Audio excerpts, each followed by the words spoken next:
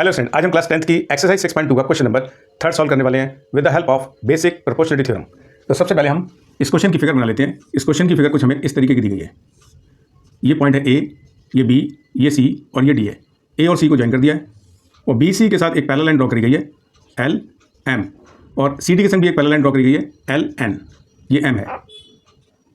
तो हमसे कहा जा रहा है कि प्रूफ करिए A M upon A B, इनका जो रेशो आएगा वो बराबर आएगा A N upon A D के साथ।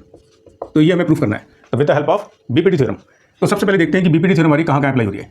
ये लाइन इसके साथ हमें पैरेलल दी गई है, ऐसे ये वाली लाइन इसके साथ पैरेलल दी गई है।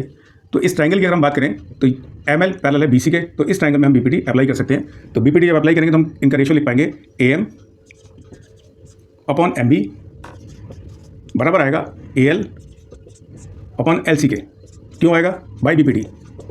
और ऐसे ही इस ट्रायंगल की अगर हम बात करें तो in triangle A D C में, तो इसमें भी हम बीपीटी अप्लाई कर सकते हैं क्योंकि एल एन और सी डी हमारे पास पैरेलल है। तो उसके हिसाब से हम लिख पाएंगे A N upon N D बराबर आएगी A L upon L C के साथ।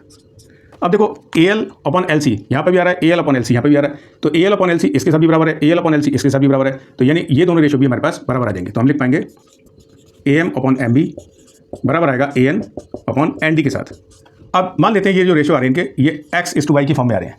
तो पूरी अगर हम am की अगर लेंथ की बात करें तो हमें कॉमन मल्टीप्लायर का यूज़ करना पड़ेगा। तो मान लेते हैं कि वो कॉमन मल्टीप्लायर हम p ले रहे हैं, तो ये पूरी am कितनी मान लेंगे px। तो इसी तरीके से ये पूरी कितनी आ जाएगी, तो ये आएगी py के बराबर। तो पूरी ab कितनी दिखाई देगी, p times of x + y। और ऐसे अगर हम इसकी बात करें तो इसमें कॉमन मल्टीप्लायर डिफरेंट रह सकता है क्योंकि ट्रायंगल अलग लगा रहे हैं। तो ये साइड और ये साइड जरूरी नहीं है कि बराबर हो, तो इसके लिए हमें कॉमन मल्टीप्लायर डिफरेंट यूज़ करेंगे। तो मान लेते हैं कि क्यू है वो मल्टीप्लायर, तो ए एन की जो लेंथ लिखेंगे हम लिखेंगे क्यू एक्स, क्योंकि ए एन और एन डी का भी रेशो कितना आ रहा है x/y। तो एन डी को हम लिख पाएंगे क्यू टाइम्स ऑफ y। तो ये पूरी कितनी मिलेगी हमें, ए डी आएगी हमारे पास Q times of x + y। अब ए एम और पूरी ए बी का रेशो देखते हैं कितना आएगा। तो ये हमें मिलेगा ए एम आ रही है हमारे पास पी एक्स और ए बी पूरी आ रही है p times of x + y। तो p से तो p कट जाएगा, तो A M upon A B की जो वैल्यू दिखाई देगी x अपॉन x + y। ऐसे इधर देख लेते हैं, तो हम लिखेंगे इसको A N upon A D, क्योंकि हमें चाहिए क्या, A N upon A D को बराबर लेके आना है A M upon A B के साथ। तो ए एन का मतलब हम लिख पाएंगे क्यू एक्स और ए डी पूरी वैल्यू कितनी आएगी, Q times of x + y। तो ए एन अपॉन ए डी को हम लिख पाएंगे क्यू से क्यू कट जाएगा यानी x अपॉन x + y।